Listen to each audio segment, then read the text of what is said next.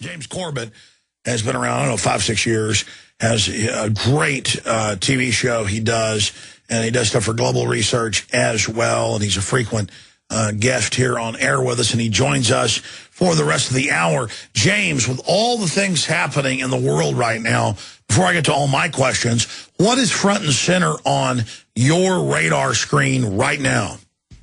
Well, obviously here in Japan, where it seems to be a bright and sunshiny day over here, but that just belies the fact that 700 kilometers from where I am, unfortunately, Fukushima is continuing to act up and to do strange things that can't be accounted for yet. So I definitely want to get into that. But before I do, let me just say thank you for having me on today, and thank you for letting me be a part of this. And I'd like to put the call out for any Corbett Report supporters out there in the audience. I'd like to challenge them to do exactly what I've just done, which is donate to the InfoWars Money Bomb, because I've said it before and I'll say it again. There would be no Corbett Report without the Alex Jones Show, without Infowars.com, without PrisonPlanet.tv, without all of the incredible information that you've been putting out for decades now. There just wouldn't be a Corbett Report, because the information can come from many sources, but the message, the core heart and kernel of Infowars, which is that people can get out there and take action into their own hands and to put this information into other people's hands, that was what motivated me to start the Corbett Report in the first place. So my hat's off to you for all your incredible work over the years, and I hope that people out there will support the InfoWars project. Well, James, thank you. That's always been my mission, is to get researchers and thinkers and people like yourself to take action and get involved. That's where we have true safety, is in numbers and people like yourself taking action. I want to get into what's happening in Greece, Iran, Libya, all the things you've been covering, the fake bin Laden killing, this man of peace, this Peace Prize winner Obama, and all of his wars. But before we get into that, let's talk about Fukushima. You know, we go back 6-8 months ago, the explosions, the radiation, the EPA raising the level of what's safe, the whole government of Japan having to basically resign, the leaders over a cover-up, and now we're told fission is continuing in the last week. The black belching death of radiation is continuing to leak out on the people of Japan and then across the Pacific, wreaking havoc into North America.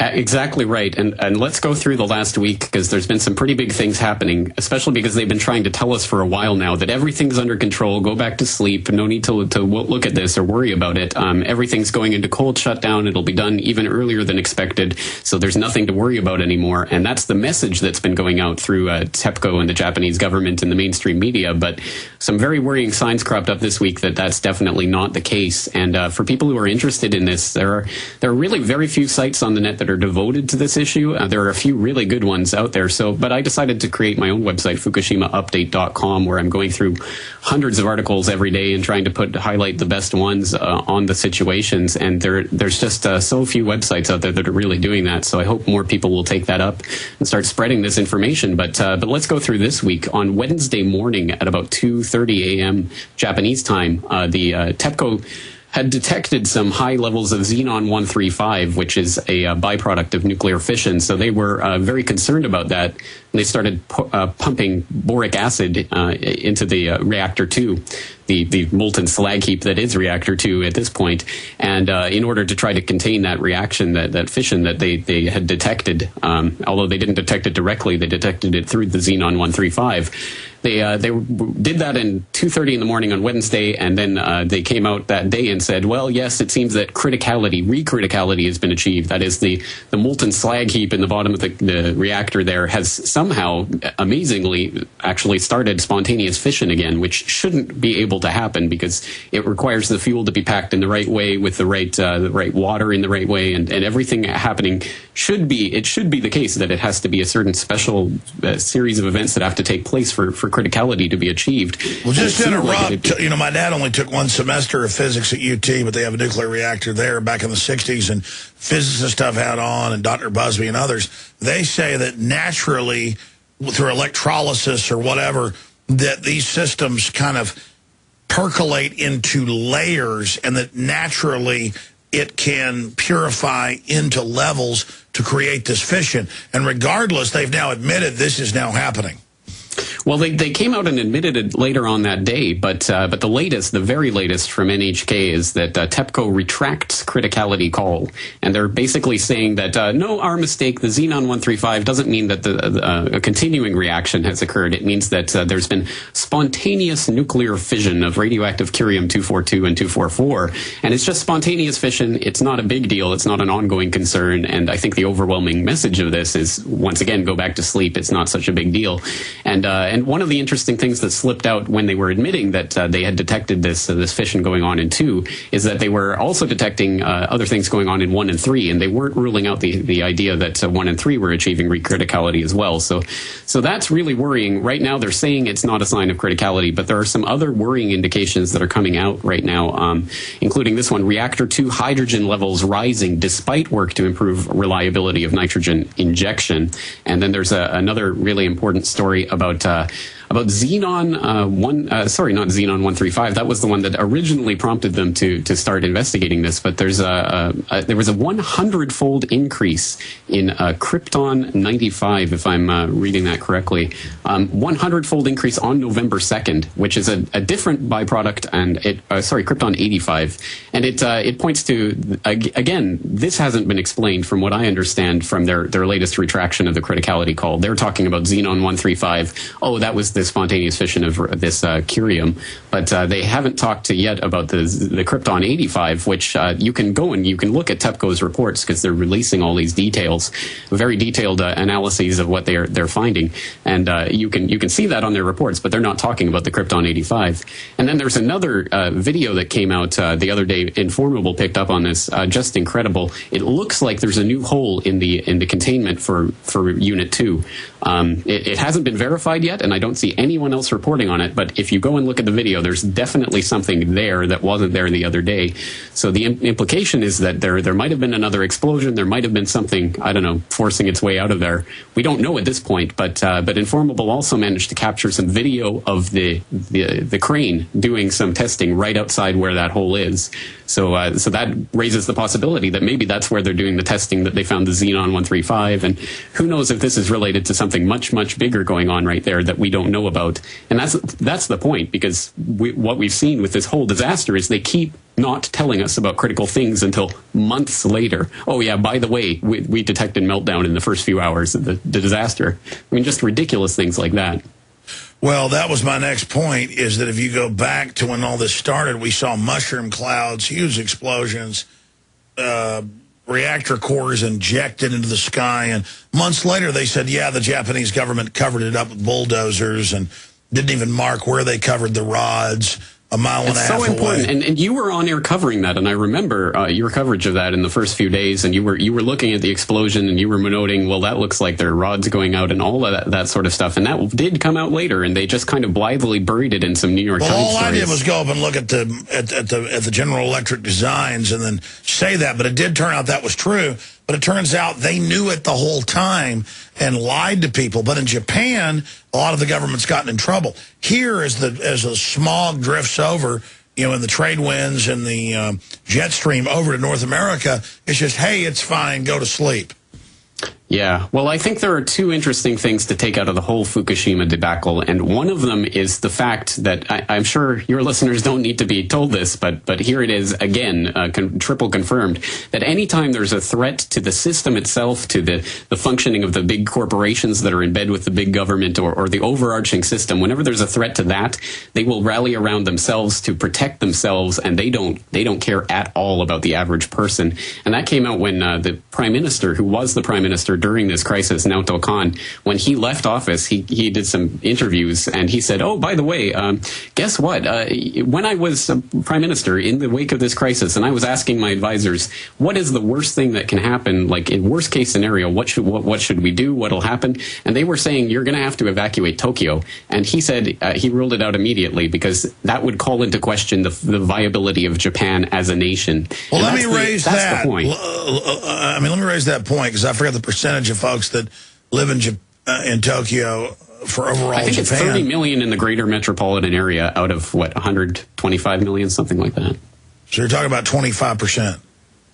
it's in that range, yeah. Yeah. So, but I've seen documentaries now, and people pointing out that an American tourist that just 2 years ago or a year ago, you'd go and the subways were jammed, the streets were jammed. Now I've seen videos where it's like a ghost town in many cases. Are you seeing that living in Japan, that the Japanese have evacuated to the south or the west? I'm seeing the exact opposite in a lot of ways. I would expect it to be a lot different, but it seems that it's not that way. And I personally, I've still never even been to that part of the country. I've never even been in that area, so I don't know from firsthand. But I've seen, for example, on Zero Hedge yesterday, they had some coverage of a guy who went to Fukushima and basically taking pictures of the town, just everyone, going about their business, and everything just seemed like normal. And I think that's been the way that the Japanese have been coping with this to a certain extent, on a certain surface level.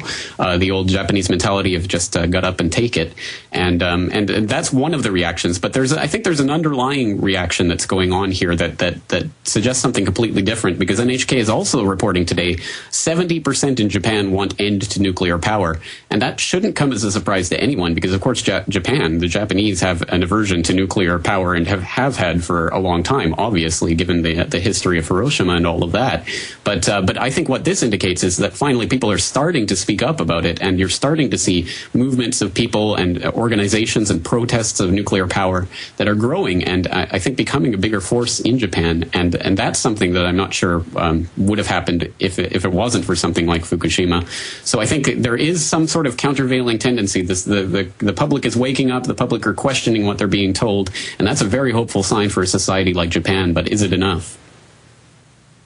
Well, it certainly is a hopeful thing, because they're trying to build more of these nuclear power plants. And I'm not against technology, but you had in the 50s exactly a plant right. blow Well, up. the thing is, they can construct nuclear power plants in a safer way. But the reason that we use the uranium, the reason it's been constructed like this, is because of the nuclear weapons industry, and it's really a byproduct of that. Is the reason we have the construction that we have today, which is inherently unsafe and is going to cause more disasters like this in the future.